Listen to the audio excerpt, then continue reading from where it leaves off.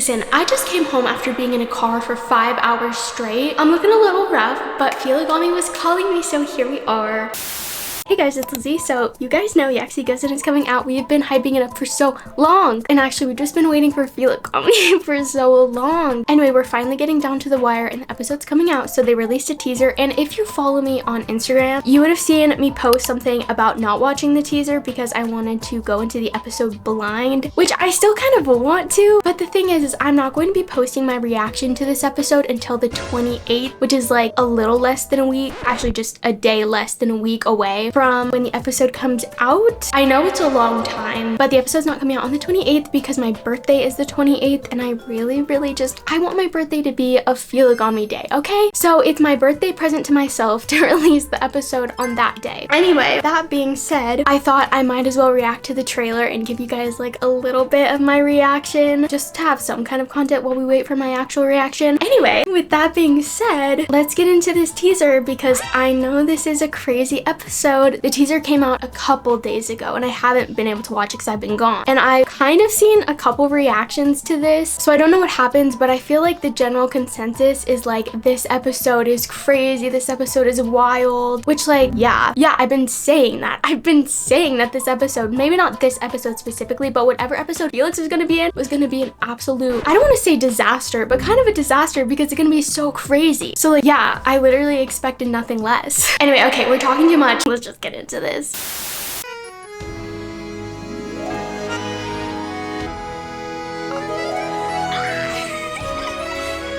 Oh my gosh.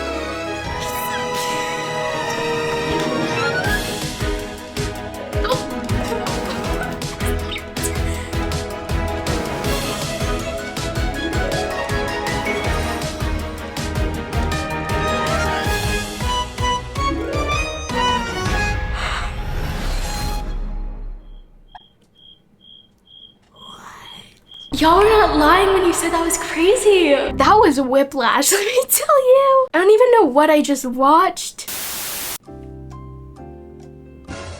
He totally just said, I love you. Said, love you. I saw that clear as day. Okay, anyway, now we can get into the analysis portion of this. So first off is the gorilla in the bakery. Marinette hands him a little bag and it has Marinette's face on it with hearts, so I'm assuming he's getting something for Adrian, which like, we haven't seen the gorilla that much and it makes me so sad. I mean, not that we saw him that much anyway, but like, I just love that he's like still a bodyguard for Adrian, even though he technically doesn't really even need one. It's like, the gorilla is just like a part of the family. He seems like such a sweetheart. I mean, he's always been super cute and nice, but he just seems so much nicer and so much happier now that Gabriel's gone, which is like, story of my life. He like winks at her, which is like so sweet. Like, who needs a biological dad? Who needs a biological mom when you have Natalie and the gorilla? Anyway, that is so sweet. Oh my gosh. I haven't even gotten to the Felagami and I'm already so excited. Next frame is Kagami. She has like a bottle. I think she's getting ready in the morning or something, but we have Long, which we've yet to see Kagami and Long together, so I'm so excited for that. I always get so excited to see the Kwamis interact with their holder. I feel like that's something we haven't seen a whole lot of, so I'm really excited to see Kagami and Long because I want to know their dynamic. Anyway, she's getting ready, so it spins around. Oh, look at her cute little setup. We've never seen her house. I think this is the first time, like season 6 is the first time that we saw her house, and now we're seeing more of her house, which it's scary. I mean, I love Kagami and I know that she's so important, right? That's why she was shown a lot in season 5, and that's why we've seen her so much in season 6, and that's why we're getting the Tokyo special. She's so important, which I love because Kagami's my favorite character and I love getting to see her, but it's like also kind of scary because it's like she's definitely becoming more of a main character, and same with Felix and like Felagami. It's becoming more main, more important. It's kind of scary because it's like, what's going on? Like, nothing good can come from her being a main character, not because she's like a bad character, but because there's nothing good with her mom. There's nothing good with her mom going on. It's a little scary. Anyway, she's clearly on a phone call with Felix, which like, it's funny because I just keep thinking the video calls. How do you do it then? Video calls. Anyways, okay, so she puts her hand up to the screen as a little heart, and then he also does it. This is like my wallpaper now. This like, I don't have words. I don't have words. Just look at this. They're so cute. And first of all, this man, there's this something.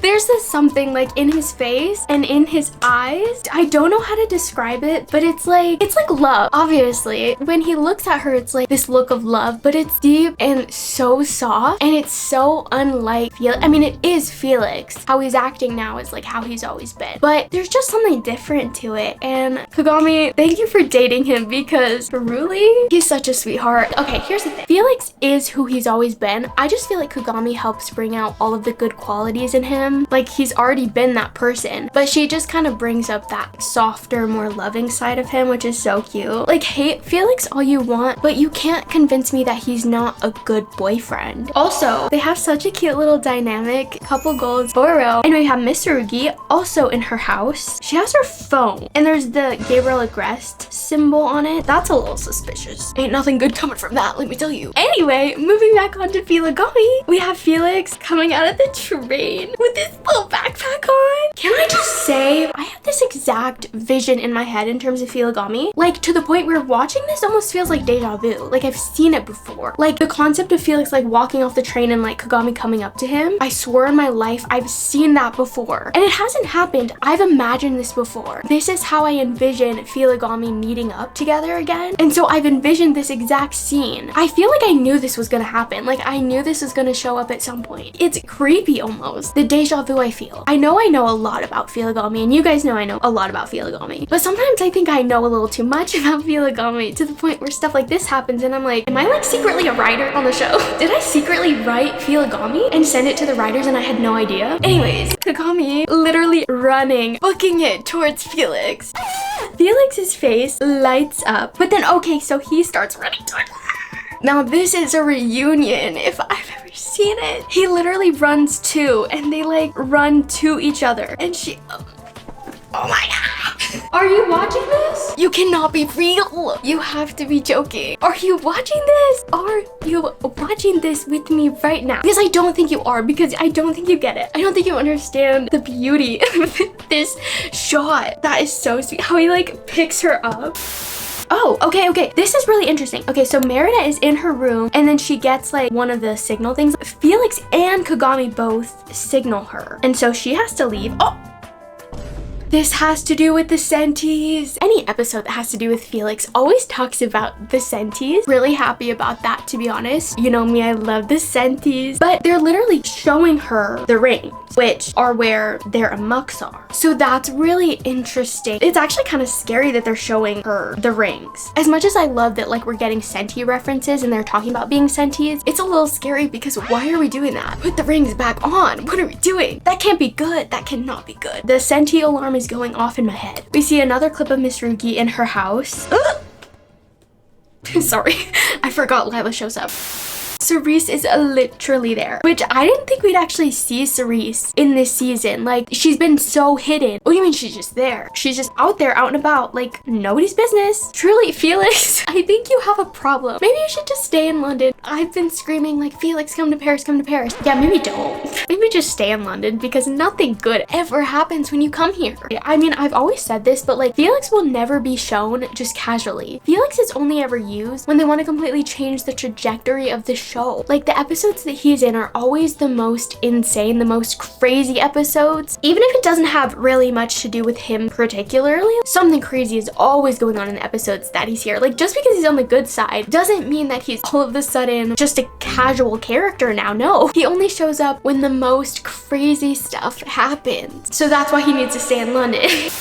So obviously Miss Rugi is akumatized at this point, and Kagami is, girly is fighting for her life. Anyway, we see her transform, and then she's the water dragon. The next scene is really important though, because we see Cerise, Lila, Chrysalis transforming. Okay, more shots of just Kagami and YASKI GOZEN. I think it's also important to note here that like Argos is nowhere to be seen. Felix is nowhere to be seen. I mean, I kind of said that I think she gets akumatized because of Kagami and her relationship with Felix. So maybe that's why he's like hiding.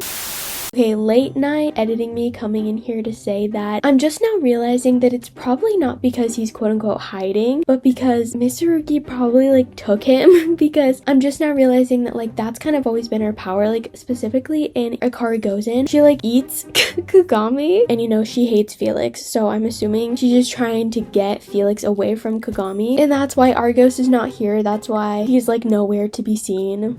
Anyway, the very last clip is her stomach literally opens up and we just see like Lila swimming in the water out, you know, casually, as one does, obviously. Like, I don't know. This episode truly is going to be crazy, let me tell you that. And I can definitely understand why everybody was freaking out about this episode, but like, honestly, I expected nothing less. Like, I knew crazy stuff was gonna happen, and this all makes sense to me. The fact that Lila shows up, what happened with Filigami, like, it clicks in my head. I'm like, yeah, this is exactly how YASKI Gozen would go. I don't know how I'm going to carry on with my day after that. Guess I'm gonna have to. Anyway, I'll see you guys in like a week or so for the actual reaction to this episode. I cannot wait for this. Oh my goodness.